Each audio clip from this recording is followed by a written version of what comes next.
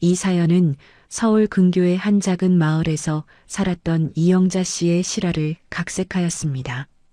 깜깜한 새벽, 바늘로 꿰맨 듯 고요한 아파트의 복도. 한 여자가 슬리퍼를 질질 끌며 화장실로 향합니다. 67의 나이 박정숙은 요즘 들어 새벽잠이 없어졌습니다. 오랜 세월 몸을 혹사한 탓인지 화장실을 자주 들락거리는 일상이 되었죠. 왜 이렇게 잠이 안 오는지. 정숙은 혀를 차며 화장실에서 나와 복도를 걷다가 아들 부부의 방 앞에서 발걸음을 멈췄습니다. 새벽 3시 17분. 불이 켜져 있네요. 문득 걱정이 됩니다.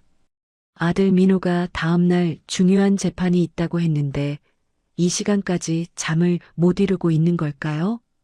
그때 방 안에서 들려오는 며느리 소연의 목소리. 돈도 없는 시발년이 매달 500씩 처먹어? 죽일까?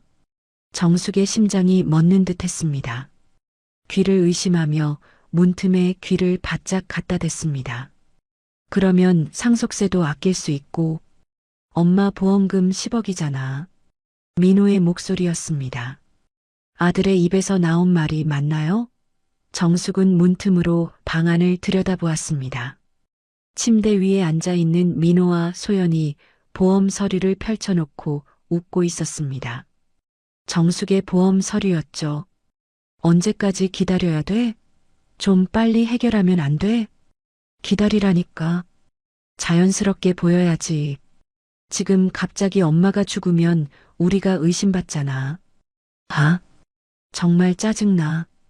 그 노인네 때문에 얼마나 많은 돈을 날리고 있는데. 정숙의 눈에서 눈물이 흘렀습니다. 그녀는 주저앉아 입을 틀어막은 채 30초간 숨죽여 울었습니다. 평생을 바쳐 키운 아들, 그리고 그 아들이 평생을 함께하겠다며 데려온 며느리. 이 세상에서 가장 믿었던 두 사람이 자신의 죽음을 계획하고 있었습니다. 정숙은 침실로 돌아와 새벽 내내 천장을 바라보았습니다. 30년 전 남편이 갑작스런 사고로 세상을 떠났을 때부터 시작된 그녀의 삶이 주마등처럼 스쳐 지나갔습니다. 공장에서 밤늦게까지 일하고 돌아와 4살배기 아들에게 밥을 챙겨주던 날들. 손이 갈라지고 피가 나도 포기하지 않고 일했던 시간들. 아들 민호가 고등학교 때 아버지 빈소에서 엄마 나 변호사 될 거야 라고 약속했을 때의 그 결연한 눈빛. 그 눈빛을 믿고 청소부로 일하며 아들의 법대 학비를 대던 고단한 시간들. 사법고시 합격 소식을 들었을 때 정숙은 쓰러졌습니다. 기쁨의 눈물을 흘리며 우리 민호가 해냈구나. 당신 아들이 해냈어요 라고 하늘에 대고 외쳤던 그날. 모든 것이 헛된 것이었을까요? 아침이 밝았습니다. 정숙은 평소처럼 일어나 아침 식사를 준비했습니다. 마치 아무 일도 없었던 것처럼. 어머니, 일찍 일어나셨네요. 소연이 거실로 나왔습니다. 평소와 다름없는 미소를 짓고 있었습니다. 어젯밤 정숙을 죽이자는 말을 했던 그 입술에서 새어나오는 가식적인 미소. 그래, 일찍 잠이 깼어. 민호는 아직 자고 있어요. 오늘 중요한 재판이 있어서 좀 더 쉬게 놔뒀어요. 그래, 그럼 밥 다 됐으니까 민호 깨워. 소연은 방으로 들어갔고 잠시 후 민호가 나왔습니다. 34세, 국내 5대 로펌의 최연소 파트너로 발탁된 성공한 변호사. 정숙은 아들을 바라보았습니다. 그 눈에서 더 이상 예전의 순수함은 찾아볼 수 없었습니다. 엄마, 요즘 어디 아프세요? 민호가 밥을 먹으며 물었습니다. 정숙은 등골이 오싹해지는 느낌이었습니다. 아니, 괜찮아. 어머니, 요즘 몸이 좀. 소연이 말을 꺼내려 했습니다. 내가 언제 아프다고 했니? 멀쩡해. 정숙의 단호한 태도에 소연은 말을 멈추었습니다. 민호와 소연은 서로 눈빛을 교환했습니다. 정숙은 그 눈빛이 무엇을 의미하는지 이제는 알고 있었습니다. 아들 부부가 출근한 후 정숙은 곧바로 행동에 나섰습니다. 은행에 가서 47년 동안 모은 28억 원의 재산을 확인했습니다. 공장 노동자로 시작해 부동산 투자로 차곡차곡 모은 돈이었습니다. 아들에게 물려주기 위해 한 푼도 쓰지 않고 모아온 돈. 이 계좌의 잔고를 확인해 주시겠습니까? 네, 박정숙 고객님 계좌 잔액은 28억 3천만 원입니다. 통장을 보며 정숙은 쓰게 웃었습니다. 그녀는 결심했습니다. 이제 더 이상 자신을 배신한 아들을 위해 살지 않겠다고. 그날 밤 정숙은 혼자 거실에 앉아 민호의 어린 시절 사진을 보았습니다. 뽀얀 볼을 가진 5살 민호, 첫 책가방을 메고 환하게 웃던 초등학생 민호, 중학교 졸업식 날 수상소감을 말하던 민호. 그 순간들이 모두 거짓이었을까요? 미안하다. 엄마가 잘못 키웠구나. 정숙은 중얼거리며 사진첩을 덮었습니다. 이제 그녀의 마음에는 슬픔보다 차가운 결심이 자리 잡았습니다. 정숙은 3일 동안 변호사 3명을 만났습니다. 아들 민호가 일하는 로펌이 아닌 경쟁사 로펌의 변호사들이었죠. 그녀는 철저하게 상속과 증여에 관한 법률을 검토했습니다. 박 여사님, 재산을 특정 비영리 법인에 기부하시면 자녀분에게 한 푼도 돌아가지 않게 할 수 있습니다. 첫 번째 변호사의 설명에 정숙은 고개를 끄덕였습니다. 두 번째 변호사는 더 구체적인 방법을 제시했습니다. 자녀가 상속받을 수 있는 법적 권리가 있지만 특수한 형태의 신탁을 설립하면 실질적으로 접근하기 어렵게 만들 수 있습니다. 세 번째 변호사는 정숙이 가장 궁금해했던 질문에 답해 주었습니다. 네, 가능합니다. 자녀가 부모를 살해하거나 살해를 시도한 경우 상속인의 자격을 박탈할 수 있습니다. 증거만 확실하다면요. 정숙은 이 말을 들으며 쓰게 웃었습니다. 증거. 그녀는 이미 계획이 있었습니다. 그런데 박 여사님, 갑자기 왜 이런 상담을 원하시는 건가요? 혹시 자녀분과 문제라도? 정숙은 담담하게 대답했습니다. 아니요, 그냥 만약을 대비해서요. 나이가 드니 이것저것 준비해두고 싶어서요. 변호사 사무실을 나온 정숙은 곧바로 민간조사업체를 찾아갔습니다. 예전에 TV에서 본 적이 있었죠. 불륜 증거를 찾아주는 곳. 어머님, 무엇을 도와드릴까요? 조사관은 정숙을 보고 놀란 듯 했습니다. 대부분의 의뢰인은 젊은 여성들이었으니까요. 우리 며느리가 바람을 피우는 것 같아요. 확인하고 싶습니다. 네, 며느리분이요? 네, 제가 잘못 본 것일 수도 있고, 그래서 확실히 알고 싶습니다. 조사관은 고개를 끄덕이며 업무 절차를 설명했습니다. 정숙은 며느리의 사진과 일상 스케줄, 그리고 그녀가 의심하는 시간대를 상세히 알려주었습니다. 일주일 정도 시간이 필요할 것 같습니다. 괜찮습니다. 증거만 확실하게 잡아주세요. 정숙은 또한 다른 경로로 움직였습니다. 아들 민호의 로펌 동료를 만났습니다.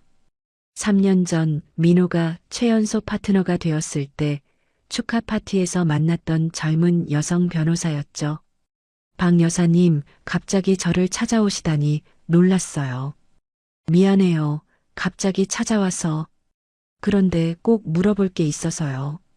정숙은 직접적으로 물었습니다. 우리 민호가 파트너가 될 때 뭔가 특별한 일이 있었나요? 여성 변호사의 얼굴이 굳었습니다. 무슨 말씀이신지 솔직히 말해줘요. 난 알아야 해. 정숙의 진지한 눈빛에 여성 변호사는 한참을 망설이다 입을 열었습니다. 사실 민호 변호사는 파트너가 되기 위해 김 대표 변호사 아내와 그건 우리 모두가 아는 비밀이었어요. 정숙은 눈을 감았습니다. 아들의 성공이 모두 거짓 위에 세워진 것이었습니다. 증거가 있나요? 네, 무슨 증거가 있냐고요. 여성 변호사는 잠시 망설이다가 휴대폰을 꺼냈습니다. 저에게 메시지가 있어요. 그리고 호텔 영수증도. 정숙은 모든 자료를 받아 복사했습니다. 이제 마지막 단계였습니다. 집으로 돌아온 정숙은 거실에 앉아 민호의 어린 시절 일기장을 꺼냈습니다. 11살 때 쓴 일기장이었죠. 오늘 엄마가 또 늦게 들어오셨다. 배가 고파서 라면을 끓여 먹었다. 근데 맛이 없었다. 엄마가 해주는 라면이 먹고 싶다. 정숙의 눈에서 눈물이 흘렀습니다. 그녀는 빠르게 눈물을 닦아냈습니다. 이제 눈물을 흘릴 시간은 지났습니다. 일주일 후 조사관으로부터 연락이 왔습니다. 박 여사님 확인됐습니다. 며느리분이 3년 전부터 불륜 관계를 유지하고 있었어요. 모든 증거를 확보했습니다. 정숙은 담담하게 대답했습니다. 네, 감사합니다. 자료를 모두 보내주세요. 이제 모든 준비가 끝났습니다. 정숙은 은행에 가서 추가 절차를 밟았습니다. 그녀의 재산 28억 원 전액을 희망의 빛 재단에 기부하기로 결정했습니다. 학대받은 노인들을 위한 쉼터를 운영하는 재단이었습니다. 이 기부는 철회할 수 없나요? 은행 직원이 물었습니다. 엄청난 금액이었으니까요. 네, 철회 불가능하게 해주세요. 그리고 공증 절차도 밟아주세요. 정숙은 집으로 돌아와 저녁 식사를 준비했습니다. 오늘은 특별한 날이었습니다. 마지막 가족 식사. 그녀는 500만 원짜리 한우를 사왔습니다. 엄마, 이게 다 뭐예요? 무슨 날인가요? 퇴근한 민호가 식탁을 보고 놀라서 물었습니다. 그냥 우리 가족 오랜만에 함께 식사하는 날이잖아. 특별하게 준비했지. 소연도 놀란 눈으로 식탁을 바라보았습니다. 어머니, 갑자기 이렇게 비싼 음식을. 괜찮아. 마지막인데. 마지막이라뇨? 민호가 의아한 표정으로 물었습니다. 아니, 그냥 이렇게 특별하게 먹는 게 마지막일까 싶어서. 이제 나도 나이가 많이 들었으니까. 정숙의 말에 민호와 소연은 안도의 표정을 지었습니다. 그들은 모르고 있었습니다. 정숙이 모든 것을 알고 있다는 사실을. 식사는 조용히 진행되었습니다. 정숙은 아들 부부의 대화를 가만히 듣고 있었습니다. 그들의 가식적인 웃음, 거짓된 다정함, 모든 것이 이제는 투명하게 보였습니다. 소연아. 정숙이 갑자기 며느리를 불렀습니다. 네, 어머니. 너 혹시 임신했니? 소연은 당황한 표정으로 민호를 바라보았습니다. 아, 네. 사실 말씀드리려고 했는데. 정숙은 미소를 지었습니다. 축하해. 근데 태어날 아이 아빠가 누군지 모르겠네. 식탁에 침묵이 내려앉았습니다. 소연의 얼굴이 창백하게 변했고 민호는 어리둥절한 표정으로 어머니를 바라보았습니다. 엄마, 무슨 말씀을? 정숙은 조용히 가방에서 봉투 하나를 꺼내 테이블 위에 던졌습니다. 사진들이 테이블 위로 흩어졌습니다.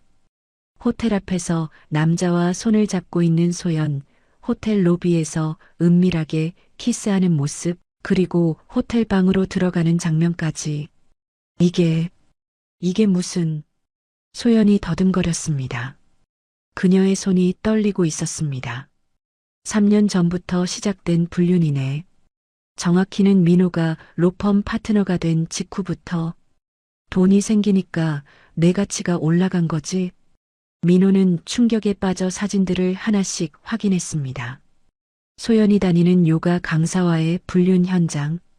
날짜가 적힌 사진들은 지난 3년간의 만남을 증명하고 있었습니다. 소연아, 이게 다 뭐야? 설명해봐. 민호의 목소리가 떨렸습니다. 소연은 반박하려 했지만 증거가 너무 명백했습니다. 이건 조작이에요. 어머니, 어떻게 이런 짓을. 정숙은 차갑게 웃었습니다. 조작? 내가 왜 그런 짓을 하겠니? 내가 임신했다는 소식에 기뻐서 축하해 주려고 한 건데.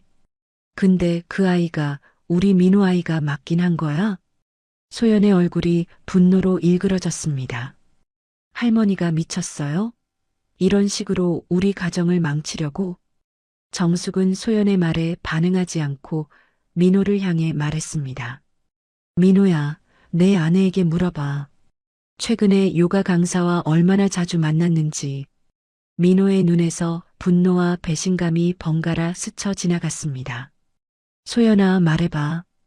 이게 다 거짓말이라고 말해봐. 소연은 의자에서 벌떡 일어났습니다. 당신이 뭘 안다고? 당신은 일에만 미쳐서 나를 전혀 신경 쓰지 않았잖아. 이 모든 게 다 당신 탓이야. 소연의 인정에 민호는 충격을 받은 듯 굳어버렸습니다. 정숙은 담담히 다음 봉투를 꺼냈습니다. 민호야, 이제 내 차례야. 정숙은 다른 봉투를 테이블 위에 올려놓았습니다. 민호가 떨리는 손으로 봉투를 열자 호텔 영수증과 메시지 내용이 인쇄된 종이들이 나왔습니다. 로펌의 김 대표 변호사의 아내와 민호가 주고받은 메시지들, 그리고 그들의 은밀한 만남을 증명하는 증거들. 엄마, 이건 파트너가 되기 위해 김 대표 아내와 잤던 일. 모두가 아는 비밀이라며 내 동료 지연 변호사가 다 알려줬다. 민호의 얼굴이 창백해졌습니다. 그의 성공이 실력이 아닌 불륜에 의한 것이라는 사실이 드러난 것입니다. 엄마, 난 그저 성공하고 싶었다고. 그래서 그런 짓을 저질렀어? 정숙의 눈에서 슬픔이 묻어났습니다. 그녀가 그토록 자랑스러워했던 아들의 성공이 모두 거짓이었다는 사실에 가슴이 찢어지는 듯 했습니다. 엄마, 미안해요. 그때 난 정말 절박했어. 그 기회가 아니면 평생 그냥 평범한 변호사로 살아야 했을지도 모르고. 정숙은 고개를 저었습니다. 성공을 위해 그런 짓을 한 내가 이젠 어떻게 다른 사람들을 변호한다고 당당히 말할 수 있니? 게다가 정숙은 잠시 말을 멈추었다가 마지막 폭탄을 투하했습니다. 새벽 3시 17분, 나를 돈도 없는 시발년이라고 부르고 나를 죽여서 보험금을 타겠다는 계획도 들었단다. 민호와 소연의 얼굴에서 핏기가 싹 가셨습니다. 그들의 가장 은밀한 대화가 드러난 것입니다. 엄마, 그건 그냥 농담이었어요. 우리가 어떻게 엄마를... 거짓말 그만해. 너희 둘이 내 보험 서류를 보며 웃고 있는 모습을 내 눈으로 봤어. 정숙은 마지막 봉투를 꺼냈습니다. 그 안에는 공증된 서류가 들어 있었습니다. 내가 평생 모은 돈 28억 원. 이제 희망의 빛 재단에 기부 완료됐다. 공증도 마쳤고. 정숙은 휴대폰을 꺼내 영상을 재생했습니다. 그녀가 공증인 앞에서 재산을 기부하는 장면이 담겨 있었습니다. 내 재산은 거지에게도 안 줘. 특히 너희 같은 쓰레기한테는. 민호는 충격에 빠져 말을 잇지 못했습니다. 소연이 먼저 정신을 차렸습니다. 할머니가 미쳤어요? 우리가 엄청난 돈을 벌고 있는데 그걸 굳이 왜? 정숙은 소연을 차갑게 바라보았습니다. 시발년은 바로 너야. 소연은 분노에 차서 정숙에게 달려들었습니다. 민호가 급히 소연을 붙잡았습니다. 소연아, 진정해. 이 미친 노인네가 우리 인생을 망쳤어. 우리 전부 다 잃게 생겼다고. 소연은 계속해서 발버둥쳤습니다. 정숙은 일어나 마지막 카드를 꺼냈습니다. 민호야, 내 로펌 내 성추문 자료는 내일 법무부에 신고 들어간단다. 민호의 얼굴이 하얗게 질렸습니다. 엄마, 제발. 그러면 내 변호사 자격이 박탈될 거야. 맞아. 그게 내가 한 짓에 대한 대가야. 정숙은 차분하게 마지막 말을 이었습니다. 난 이제 내 인생을 살 거야. 너희에게 바친 67년의 삶은 이제 끝났어. 정숙은 미리 준비해둔 작은 여행 가방을 들고 현관으로 향했습니다. 민호가 뒤따라왔습니다. 엄마, 제발, 제발 용서해 주세요. 내가 잘못했어요. 정말 미안해요. 민호는 무릎을 꿇고 울며 매달렸습니다. 정숙은 잠시 멈춰서서 아들을 바라보았습니다. 그녀의 눈에는 이제 더 이상의 슬픔도 분노도 없었습니다. 오직 냉담함만이 남아 있었죠. 내 아들은 10년 전 내가 로펌 들어가던 날 죽었어. 정숙은 문을 열고 나갔습니다. 문이 닫히는 소리와 함께 그녀의 옛삶도 끝이 났습니다. 이제 그녀는 새로운 인생을 시작할 것입니다. 거리를 걸으며 정숙은 깊은 숨을 내쉬었습니다. 가슴속에 무거운 돌덩이가 사라진 느낌이었습니다. 그녀는 손에 쥐고 있던 비행기 표를 바라보았습니다. 제주행 티켓이었죠. 새로운 시작을 위한 첫걸음. 인생의 대부분을 희생하며 살아온 정숙. 이제 그녀는 자신만을 위한 시간을 가질 것입니다. 배신의 아픔은 크지만 그녀가 만들어갈 새로운 삶에 대한 기대가 그 아픔을 조금씩 치유해 나갈 것입니다. 이제야 내가 산다. 정숙은 중얼거리며 앞으로 나아갔습니다. 뒤돌아보지 않고 제주의 바닷바람이 정숙의 머리카락을 부드럽게 흔들었습니다. 작은 해안가 마을의 펜션에 자리를 잡은 지 벌써 한 달. 정숙은 매일 아침 일출을 보며 하루를 시작하는 습관이 생겼습니다. 박 여사님, 아침 산책 다녀오셨어요? 펜션 주인 김영자 씨가 환하게 웃으며 인사했습니다. 이곳에 온 첫날부터 친절하게 대해준 사람이었죠. 네, 오늘은 바다가 특히 더 예뻤어요. 정숙은 미소로 답했습니다. 서울을 떠난 후 그녀의 얼굴에서 웃음이 떠나지 않았습니다. 마치 30년간의 무거운 짐을 내려놓은 듯한 해방감이 그녀를 감싸고 있었습니다. 오늘 마을 회관에서 도예 수업 있는데 같이 가실래요? 처음 하시는 분들도 많으니까 부담 없이 참여하실 수 있을 거예요. 도예요? 흙으로 그릇 같은 거 만드는 거죠? 한 번도 해본 적 없는데. 그래서 더 재밌을 거예요. 새로운 걸 시작하기에 늦은 나이는 없잖아요. 정숙은 잠시 생각에 잠겼습니다. 과거의 그녀라면 내가 무슨 이라며 주저했을 테지만 이제는 달랐습니다. 좋아요. 같이 가보죠. 도예 수업은 생각보다 훨씬 재미있었습니다. 흙을 만지는 감각, 손끝으로 형태를 만들어가는 과정이 묘하게 치유적이었습니다. 정숙은 처음 만든 작품이라고는 믿기지 않을 만큼 예쁜 작은 그릇을 완성했습니다. 박 여사님, 재능이 있으시네요. 처음 하시는 거 맞아요? 강사가 놀라며 물었습니다. 네, 처음 해봤어요. 근데 이상하게 손에 익숙한 느낌이 들어요. 그건 여사님의 인생이 담긴 손이라서 그래요. 오랜 시간 무언가를 만들고 가꾸어 온 손이니까. 강사의 말에 정숙은 자신의 손을 바라보았습니다. 주름지고 굳은 살이 박힌 손. 그녀의 인생이 고스란히 담겨 있는 손이었습니다. 수업이 끝난 후 정숙은 김영자와 함께 해안가 카페에 들렀습니다. 따뜻한 차를 마시며 바다를 바라보는 것이 요즘 그녀의 소소한 행복이었습니다. 박 여사님 실례지만 가족분들은 서울에 계신가요? 갑작스런 질문에 정숙은 잠시 굳었습니다. 한 달 동안 그녀는 가족에 대한 이야기를 일절하지 않았습니다. 가족은 없어요. 아, 죄송해요. 제가 실례했네요. 아니에요. 괜찮아요. 정숙은 잠시 침묵했다가 이어 말했습니다.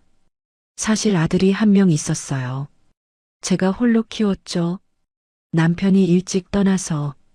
그녀는 차분하게 자신의 이야기를 풀어나갔습니다. 아들을 위해 희생했던 시간들, 그리고 결국 아들에게 배신당한 순간까지 김영자는 말없이 정숙의 이야기를 들었습니다.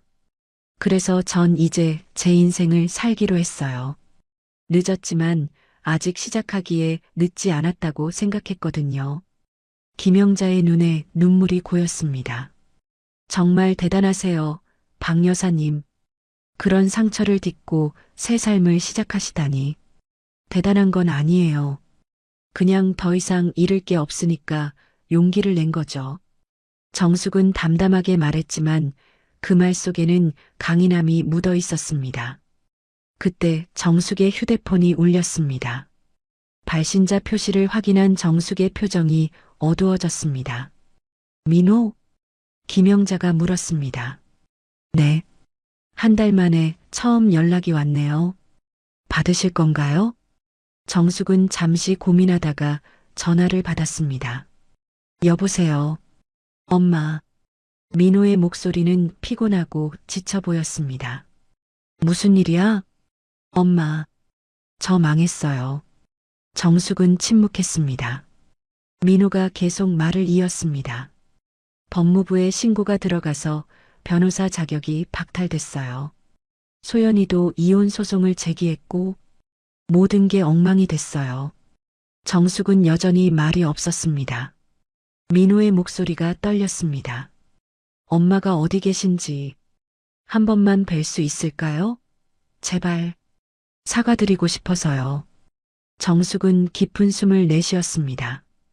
한 달 전만 해도 아들의 이런 모습을 보면 마음이 약해졌을지 모릅니다. 하지만 이제는 달랐습니다. 민호야, 넌 이미 내 선택을 했어. 그 결과를 받아들이는 것도 어른으로서 해야 할 일이야. 엄마, 제발이요. 저 정말 후회하고 있어요. 다시 시작하고 싶어요. 다시 시작? 그래, 다시 시작해. 하지만 내 힘으로. 이제 넌 34이야. 스스로 책임질 나이가 됐잖아. 엄마, 더 이상 할 말은 없다. 내게 전화하지 마. 난 이제 내 인생을 살 거야. 정숙은 단호하게 전화를 끊었습니다. 손이 약간 떨렸지만 마음은 확고했습니다. 괜찮으세요? 김영자가 걱정스럽게 물었습니다. 네, 괜찮아요. 오히려 후련해요. 정숙은 미소를 지었습니다. 잔잔한 바다를 바라보며 그녀는 생각했습니다. 오랜 시간 타인을 위해 살아왔던 자신의 삶이 이제 진정한 의미에서 시작되고 있다는 것을. 다음 날 정숙은 펜션 근처 부동산 중개소를 찾았습니다. 여기 제주에 작은 집을 사고 싶은데요. 바다가 보이는 조용한 곳이면 좋겠어요. 중개인은 놀란 듯 했습니다. 혼자 사실 건가요? 네, 혼자서요. 이제부터는 제 인생을 즐기면서 살고 싶어요. 중개인은 미소를 지으며 몇 가지 매물을 보여주었습니다. 정숙은 해안가에서 조금 떨어진 작은 단독주택을 마음에 들어 했습니다. 바다가 보이는 테라스가 있고 작은 정원을 가꿀 수 있는 공간도 있었습니다. 여기로 할게요. 계약 준비해 주세요. 정숙은 결정했습니다. 새 출발을 위한 첫 번째 단계였습니다. 집으로 돌아오는 길에 정숙은 바닷가에 잠시 들렀습니다. 햇살이 반짝이는 바다를 바라보며 그녀는 깊은 생각에 잠겼습니다. 이제 정말 혼자가 된 건가? 잠시 외로움이 밀려왔습니다. 하지만 그것도 잠시. 정숙은 곧 마음을 다잡았습니다. 아니야, 혼자가 아니야. 이제 진짜 나와 함께하는 거지.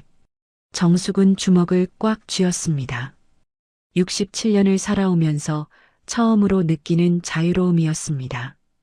비록 상처와 배신이 있었지만 그것이 오히려 그녀를 단단하게 만들었습니다. 새 집으로 이사한 지 2주일이 지났습니다.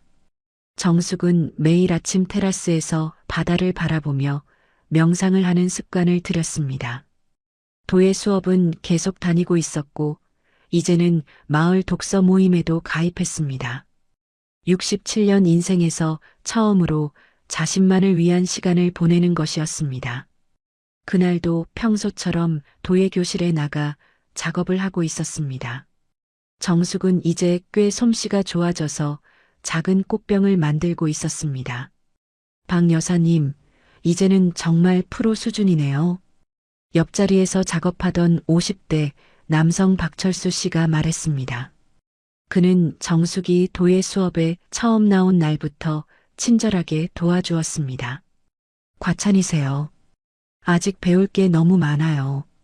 아니에요. 정말 재능이 있으세요. 저는 3년 넘게 했는데도 여사님만큼 잘 못 만들어요. 정숙은 쑥스럽게 웃었습니다. 칭찬을 받는 것이 어색했습니다. 살면서 칭찬을 받은 적이 거의 없었으니까요. 수업이 끝난 후 박철수가 정숙에게 말을 걸었습니다. 혹시 시간 되시면 저랑 커피 한 잔 하실래요? 제가 아는 멋진 카페가 있거든요. 정숙은 잠시 당황했습니다.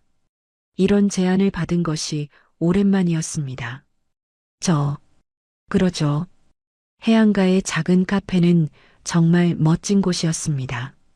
바다가 한눈에 보이는 창가 자리에 앉아 커피를 마시며 두 사람은 자연스럽게 이야기를 나누었습니다.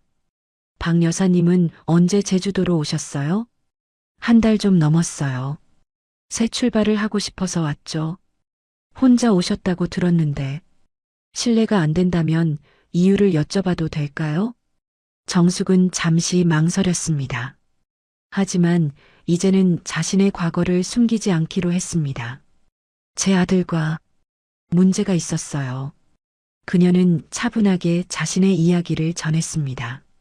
아들을 위해 평생을 희생했던 일, 그리고 배신당한 순간까지 박철수는 진지하게 경청했습니다. 정말 힘드셨겠네요.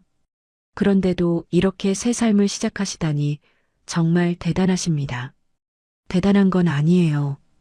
그냥 더 이상 누군가에게 의존하며 살고 싶지 않았을 뿐이죠. 박철수는 고개를 끄덕였습니다. 저도 비슷한 경험이 있어요. 30년 동안 결혼 생활을 했는데 어느 날 아내가 더 이상 사랑하지 않는다며 떠나더군요. 모든 걸 포기하고 싶었죠. 그런데 우연히 도예를 시작하게 되었고 그게 저를 구했어요. 두 사람은 서로의 아픔에 공감하며 더 깊은 이야기를 나누었습니다.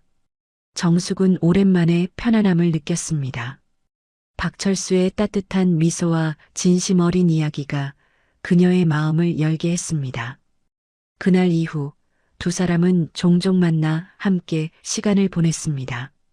도예 수업 후에 산책을 하거나 주말에는 제주의 아름다운 곳들을 함께 둘러보기도 했습니다. 정숙은 30년 만에 처음으로 설레는 감정을 느꼈습니다. 그러던 어느 날 정숙은 집 초인종 소리에 문을 열었습니다. 그리고 그 자리에 서 있는 사람을 보고 얼어붙었습니다.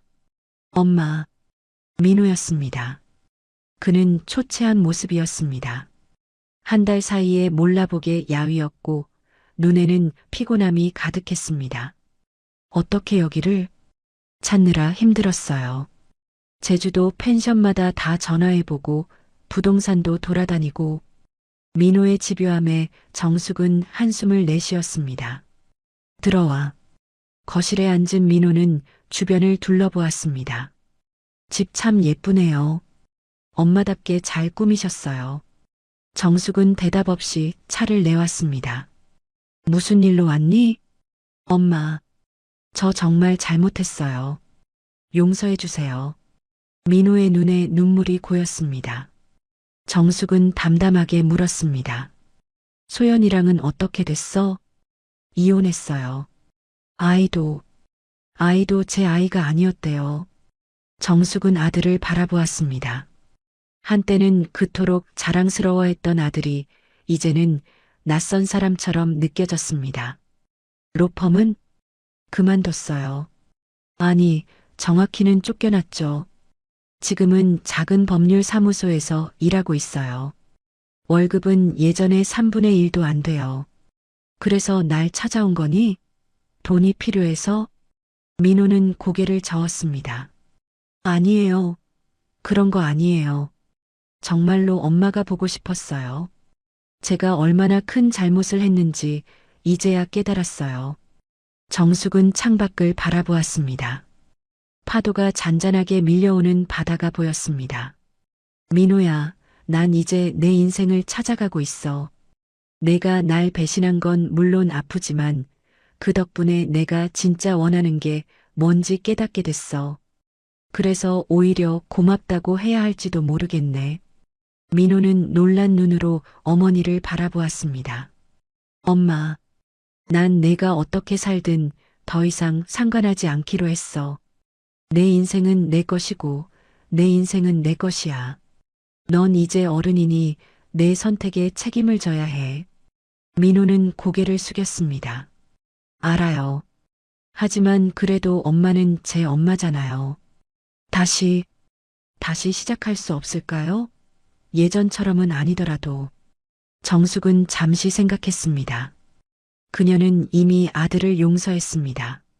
하지만 용서와 관계 회복은 다른 문제였습니다. 시간이 필요해, 민호야. 내가 정말 변했는지 지켜볼 시간이. 민호의 눈에 희망이 보였습니다. 정말요? 기다릴게요, 엄마.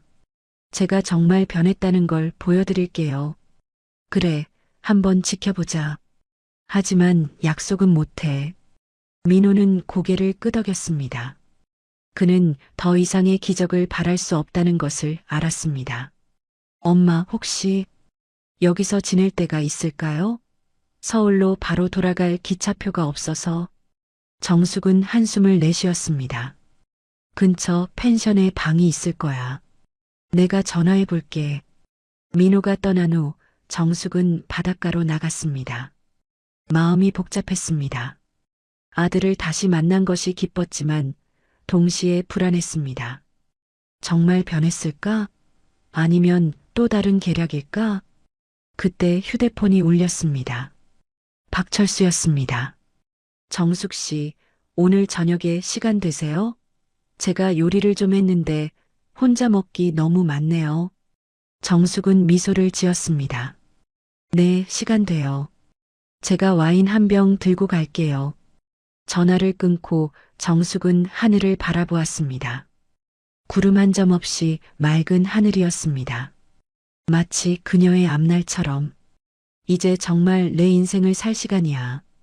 정숙은 중얼거리며 집으로 향했습니다. 오늘 밤 박철수와의 만남이 기대되었습니다. 새로운 인연, 새로운 시작. 그녀의 인생은 이제 막 꽃을 피우기 시작했습니다.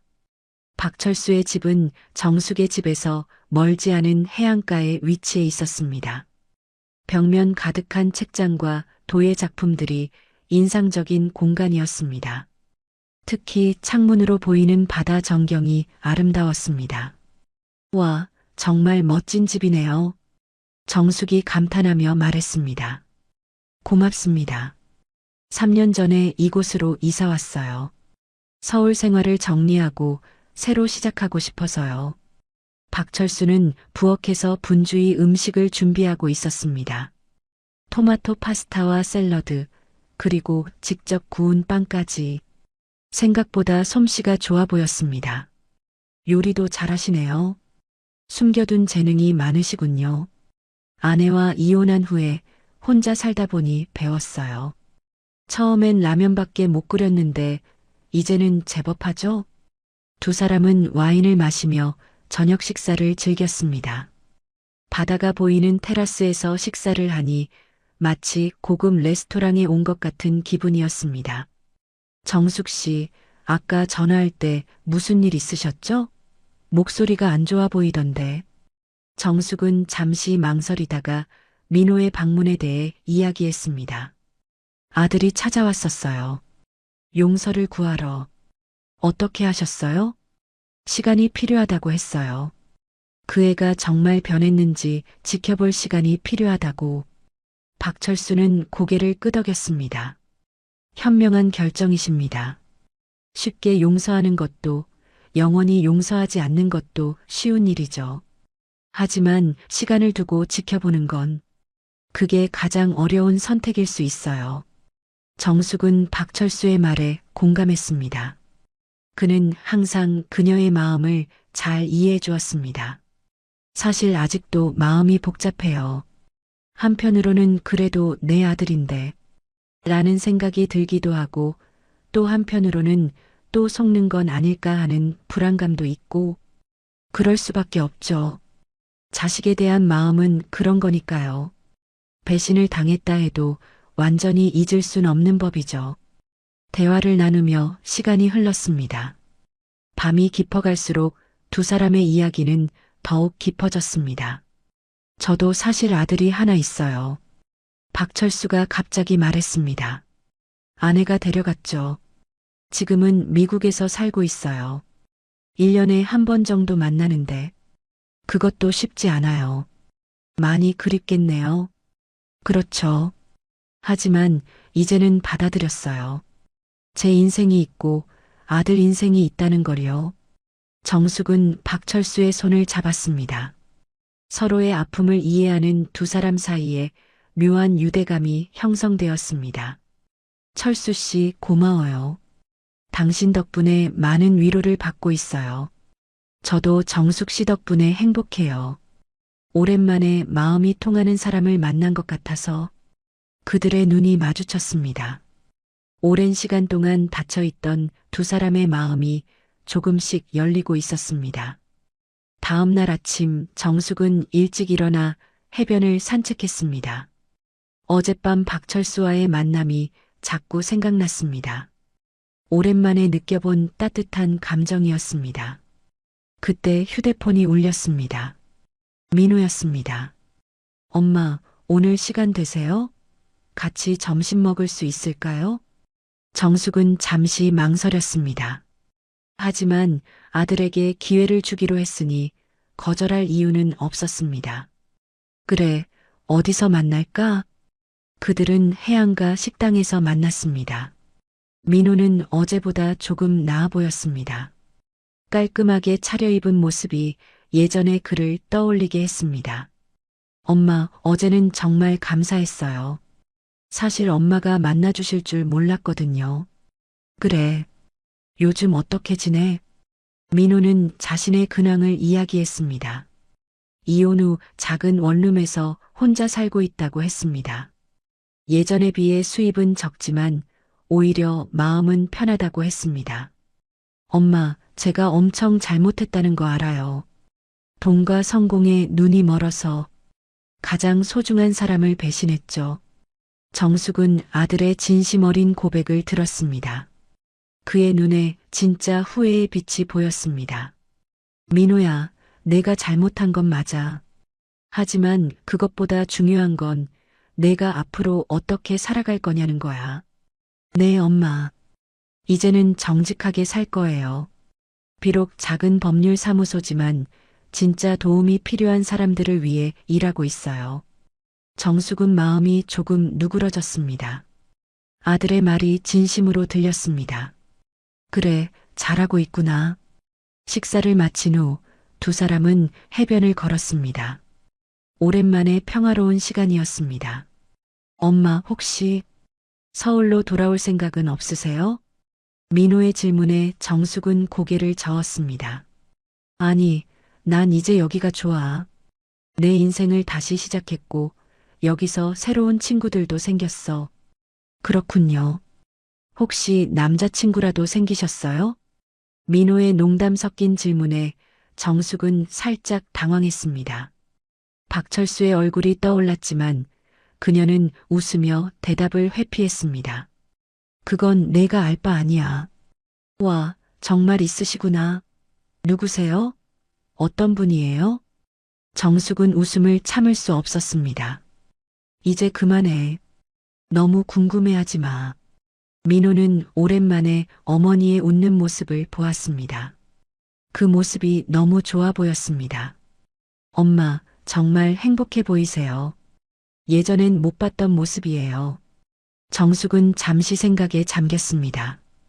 그의 말이 맞았습니다. 이전에 그녀는 항상 타인을 위해 살았고 자신의 행복은 뒤로 미뤄왔습니다. 하지만 이제는 달랐습니다. 그래, 난 지금 행복해. 내 인생을 찾았으니까. 민호는 어머니의 손을 잡았습니다. 정말 죄송해요, 엄마. 제가 엄마의 인생을 빼앗았던 거네요. 그건 아니야.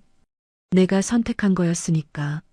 하지만 이제는 내 선택으로 내 인생을 살아가고 있어. 두 사람은 잠시 침묵 속에서 걸었습니다. 엄마, 내일 서울로 돌아가요. 일이 있어서. 그래, 조심히 가. 다음에 또 와도 될까요? 정숙은 잠시 생각하다가 대답했습니다. 그래, 언제든지 와. 하지만 미리 연락하고. 민호의 얼굴에 미소가 번졌습니다. 그는 어머니를 꼭 안았습니다. 고마워요, 엄마. 정말 감사해요. 민호가 떠난 후 정숙은 다시 혼자가 되었습니다. 하지만 이전과는 달랐습니다. 이제 그녀에게는 새로운 인연들이 생겼고 자신의 삶을 살아가고 있었습니다. 그날 저녁 정숙은 박철수에게 전화했습니다.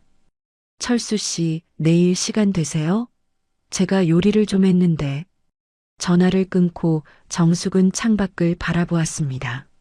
석양이 바다 위로 붉게 물들고 있었습니다. 아름다운 풍경이었습니다.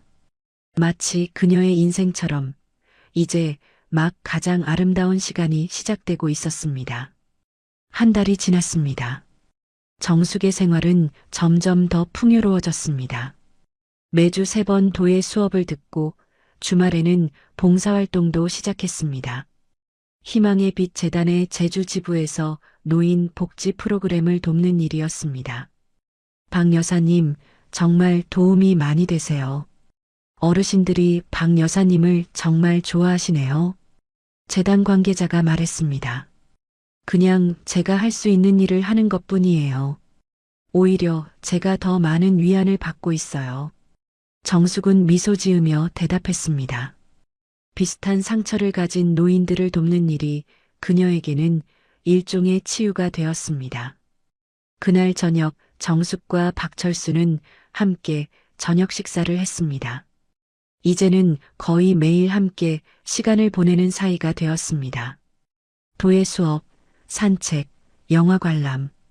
두 사람은 서로의 존재를 통해 위로받고 있었습니다. 정숙 씨, 솔직히 말해도 될까요? 철수가 조심스럽게 말을 꺼냈습니다. 네, 말씀하세요. 저, 정숙 씨를 많이 좋아하게 됐어요. 그냥 친구 이상으로. 정숙은 살짝 당황했습니다. 그녀도 철수에게 특별한 감정이 있었지만 그것을 인정하기가 쉽지 않았습니다. 저도 철수 씨가 좋아요. 하지만 솔직히 무서워요. 제 나이에 이런 감정을 가져도 되는 건지. 철수는 따뜻한 미소를 지었습니다. 나이가 중요한가요? 우리는 아직 살아있고 느낄 수 있고 사랑할 수 있잖아요. 정숙은 고개를 끄덕였습니다. 철수의 말이 맞았습니다. 나이는 숫자에 불과했습니다. 시간을 좀 주세요. 아직 제가 정리해야 할 감정들이 있어서요. 물론이죠. 저는 기다릴 수 있어요. 두 사람은 따뜻한 눈빛을 교환했습니다. 그들의 관계는 천천히 하지만 확실하게 깊어지고 있었습니다. 다음 날 아침 정숙은 평소처럼 해변을 산책하고 있었습니다. 그때 휴대폰이 울렸습니다. 서울에서 걸려온 번호였지만 민호의 번호는 아니었습니다. 여보세요? 박정숙 씨 맞으세요? 서울중앙병원 응급실입니다. 정숙의 심장이 멎는 듯 했습니다. 네, 맞습니다. 무슨 일이죠? 박민호 씨가 교통사고로 입원하셨습니다. 긴급 연락처로 박 여사님 번호가 등록되어 있어 연락드렸습니다. 정숙은 그 자리에 주저앉을 뻔했습니다. 상태가 어떤가요? 현재 수술 중이십니다. 상태가 꽤 위중하셔서 가족분들이 빨리 오시는 게 좋을 것 같습니다. 정숙은 즉시 서울행 비행기 표를 예매했습니다. 떨리는 손으로 철수에게 전화를 걸었습니다. 철수 씨, 제가 급하게 서울에 가봐야 할 것 같아요. 민호가 사고가 났대요. 많이 심각한가요? 네. 위중하다고 해요. 제가 공항까지 모셔다 드릴게요. 금방 갈게요. 철수는 곧바로 정숙의 집으로 달려왔습니다. 그는 정숙이 짐을 싸는 것을 도와주고 공항까지 데려다 주었습니다. 걱정 말아요, 정숙 씨. 아드님 괜찮을 거예요. 고마워요, 철수 씨. 정숙은 떨리는 목소리로 말했습니다. 철수는 그녀의 손을 꼭 잡아주었습니다. 제가 기도할게요. 그리고 필요한 일 있으면 언제든 연락하세요. 서울행 비행기 안에서 정숙은 끊임없이 민호를 생각했습니다. 마지막으로 본 지 한 달이 조금 넘었습니다. 그때 민호는 변했다고, 달라지겠다고 약속했었습니다. 그리고 정숙은 그에게 기회를 주기로 했었습니다. 제발 무사하길. 정숙은 마음속으로 기도했습니다. 아들에 대한 분노와 상처는 모두 잊혔습니다. 지금 그녀의 마음엔 오직 아들의 안전에 대한 걱정뿐이었습니다. 서울중앙병원에 도착했을 때 민호는 이미 수술을 마치고 중환자실로 옮겨진 상태였습니다. 현재 의식은 없으시고 생명에는 지장 없으나 앞으로 24시간이 고비입니다. 의사의 설명을 듣고 정숙은 안도의 한숨을 내쉬었습니다. 다행히 목숨은 건졌지만 아직 안심할 수 없는 상황이었습니다. 면회는 가능한가요? 네, 짧게 가능합니다. 들어가시기 전에 소독과 가온 착용을 해주세요. 중환자실에 들어선 정숙은 온갖 의료기기에 둘러싸인 민호를 보고 눈물을 참을 수 없었습니다. 그의 얼굴은 긁힘과 멍으로 가득했고 왼팔과 다리는 깁스로 고정되어 있었습니다. 민호야. 정숙은 아들의 손을 조심스럽게 잡았습니다. 손바닥에 상처 하나 나지 않게 키웠던 아들이 이렇게 상처투성이가 되어 누워 있다니. 그녀의 눈에서 눈물이 흘러내렸습니다. 엄마가 왔어. 정신 차려, 민호야. 간호사가 면회 시간이 끝났다고 알려왔습니다. 정숙은 마지못해 중환자실을 나왔습니다. 병원 복도에서 정숙은 민호의 직장 동료를 만났습니다. 그는 민호가 일하는 작은 법률 사무소의 변호사였습니다. 박 여사님, 안녕하세요. 민호 형님 소식 듣고 왔습니다. 안녕하세요. 민호 상태는 아직 위험하대요. 정말 안타깝습니다. 사실 민호 형님이 사고 당시에 재판 준비를 하고 계셨거든요. 노인 학대 사건이었어요. 정숙은 놀랐습니다. 노인 학대요? 네, 요양원에서 일어난 노인 학대 사건인데 형님이 무료로 변호를 맡으셨어요. 그 피해 노인분이 형님의 어머니와 비슷한 상황이었다고 하시면서 정숙의 눈에 다시 눈물이 고였습니다. 민호가 정말 변하고 있었던 것입니다. 혹시 그 재판은 어떻게 되나요? 다른 변호사가 맡게 될 거예요. 하지만 형님이 준비해 놓은 자료들이 정말 완벽해서 승소 가능성이 높습니다. 정숙은 고개를 끄덕였습니다. 마음 한구석이 따뜻해지는 느낌이었습니다. 병원에서의 나날이 이어졌습니다. 정숙은 민호 곁을 떠나지 않고 지켰습니다. 3일째 되는 날 민호가 드디어 의식을 되찾았습니다. 엄마. 가냘픈 목소리로 민호가 불렀습니다. 정숙은 기쁨에 눈물을 흘렸습니다. 민호야, 정신이 들어? 의사 선생님 불러올게. 엄마, 미안해요. 민호는 힘겹게 말을 이었습니다. 괜찮아, 말하지 마. 지금은 쉬어야 해. 아니요. 꼭 말해야 해요. 엄마, 정말 미안해요. 제가 엄마에게 너무 못되게 굴었어요. 정숙은 아들의 손을 꼭 잡았습니다. 이제 그런 얘기는 그만해. 너 살아있다는 게 중요해. 민호의 눈에서 눈물이 흘러내렸습니다. 엄마, 사랑해요. 정숙은 아들의 이마에 키스했습니다. 나도 너를 사랑해, 민호야. 민호의 회복은 예상보다 빨랐습니다. 의사들도 놀랄 정도로 그의 상태는 나날이 호전되어 갔습니다. 일주일 후 그는 일반 병실로 옮겨졌고 정숙은 계속해서 그의 곁을 지켰습니다. 엄마, 제주도는 어떻게 하시려고요? 일도 있으실 텐데. 민호가 걱정스럽게 물었습니다. 괜찮아. 철수 씨가 집도 봐주고 있고 도예 선생님께도 얘기해뒀어. 철수 씨가 누구세요? 정숙은 살짝 당황했습니다. 아직 철수에 대해 민호에게 자세히 이야기한 적이 없었습니다. 그냥 친구야. 민호는 어머니의 표정을 살폈습니다. 그냥 친구요? 엄마 혹시 남자친구세요? 정숙은 얼굴이 붉어지며 손사래를 쳤습니다. 뭐야, 무슨 소리야. 그냥 도예교실에서 만난 친구일 뿐이야. 하지만 민호는 이미 눈치챈 듯 했습니다. 정말 다행이에요, 엄마. 새 인생을 시작하시는 것 같아서 기뻐요. 정숙은 아들의 솔직한 반응에 놀랐습니다. 예전에 민호라면 어머니의 새로운 관계에 불편함을 표했을 텐데 이제는 오히려 축하해주고 있었습니다. 고마워, 민호야. 엄마, 태어나면 제가 제주도로 내려가도 될까요? 엄마 집에서 좀 지내면서 철수 아저씨도 만나보고 싶어요. 정숙은 잠시 생각했습니다. 아들과 함께 지내는 것, 그리고 그가 철수를 만나는 것. 이전에는 상상도 못했던 일이었습니다. 그래, 좋아.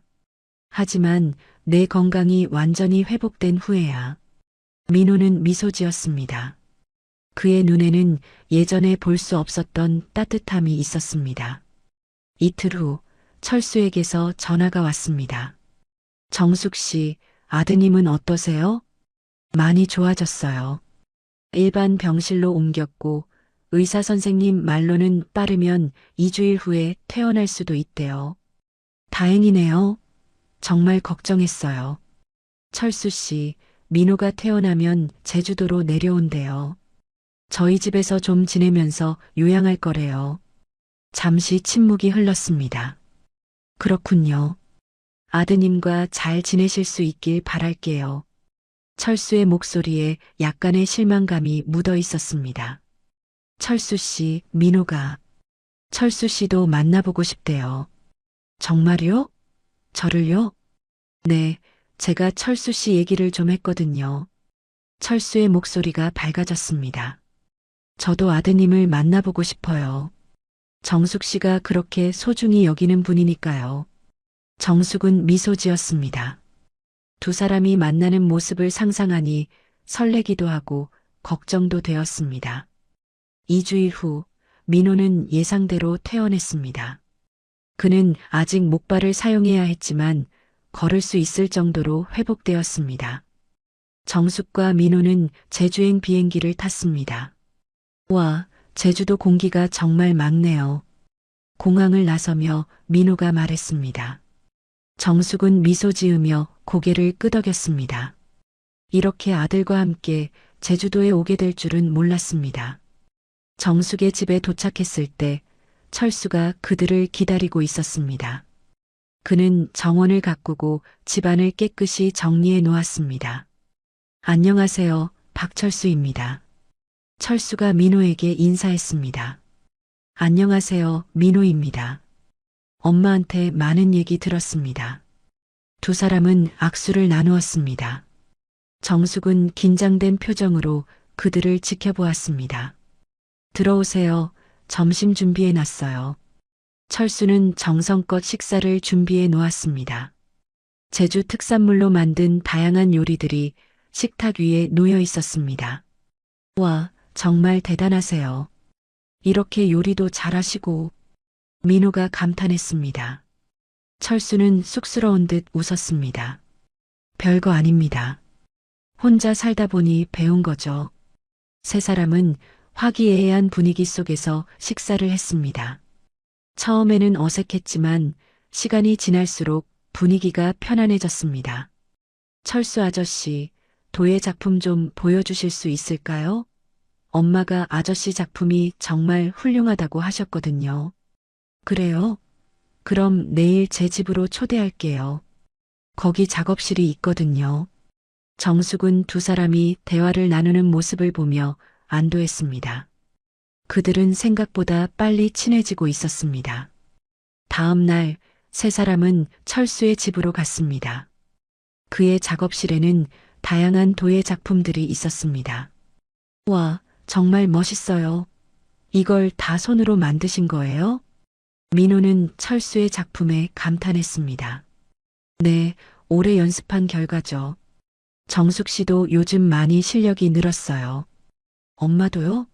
엄마 작품도 보고 싶어요. 정숙은 부끄러운 듯 손사래를 쳤지만 철수는 그녀의 작품을 가져왔습니다. 작은 찻잔 세트였습니다. 와, 엄마, 정말 잘 만드셨네요. 민호는 어머니의 작품을 유심히 살폈습니다. 정숙이 이렇게 예술적인 면이 있을 줄은 몰랐습니다. 별거 아니야. 아니에요. 정말 대단해요. 엄마가 이렇게 새로운 모습을 발견하시다니. 정말 기뻐요. 민호의 말에 정숙은 가슴이 따뜻해졌습니다. 아들이 자신의 새로운 모습을 인정해주는 것이 기뻤습니다. 그날 저녁 민호는 일찍 잠자리에 들었습니다. 아직 완전히 회복되지 않아 쉽게 피로를 느꼈기 때문이었습니다. 정숙과 철수는 테라스에 앉아 바다를 바라보았습니다. 민호가 철수 씨를 정말 좋아하는 것 같아요.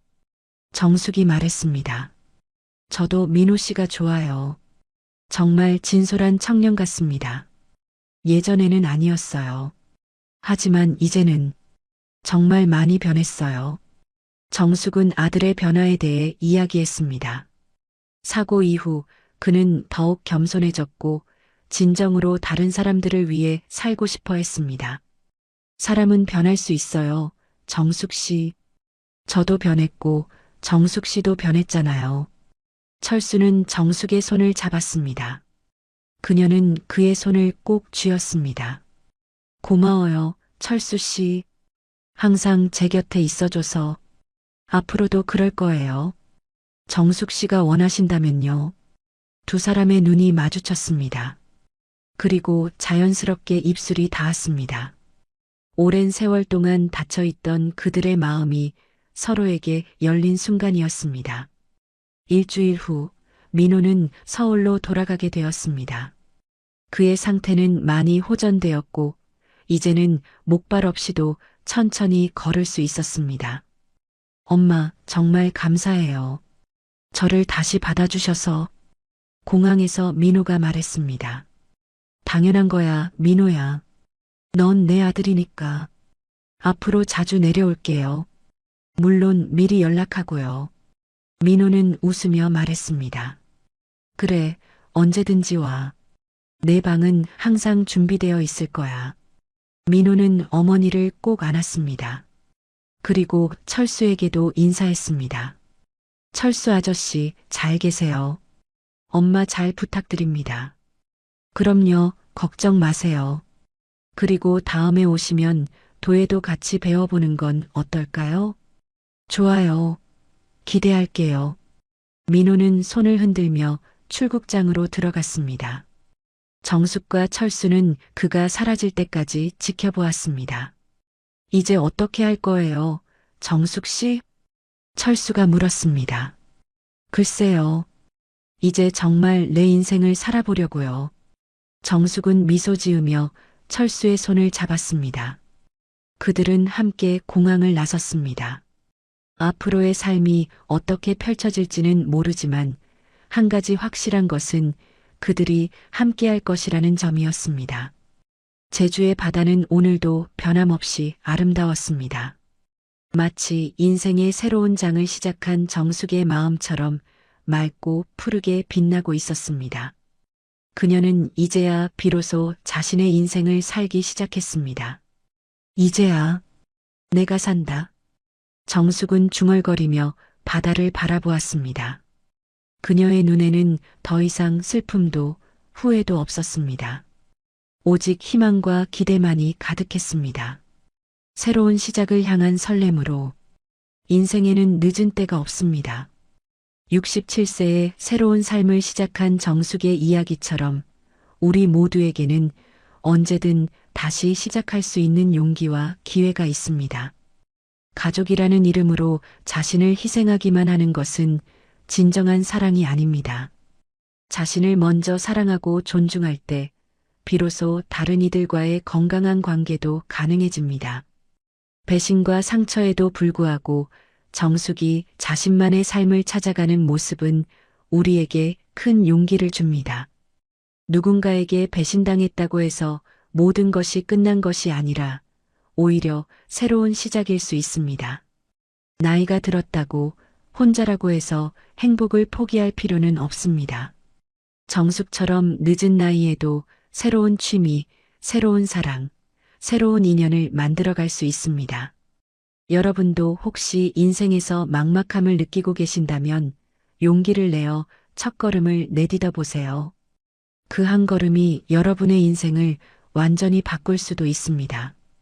만약 이 이야기가 여러분에게 조금이라도 위로와 용기를 주었다면 댓글로 여러분의 생각을 나눠주세요. 여러분의 이야기도 누군가에게 큰 힘이 될 수 있습니다. 구독과 좋아요도 잊지 마세요. 앞으로도 여러분의 마음을 따뜻하게 해줄 이야기로 찾아뵙겠습니다. 감사합니다.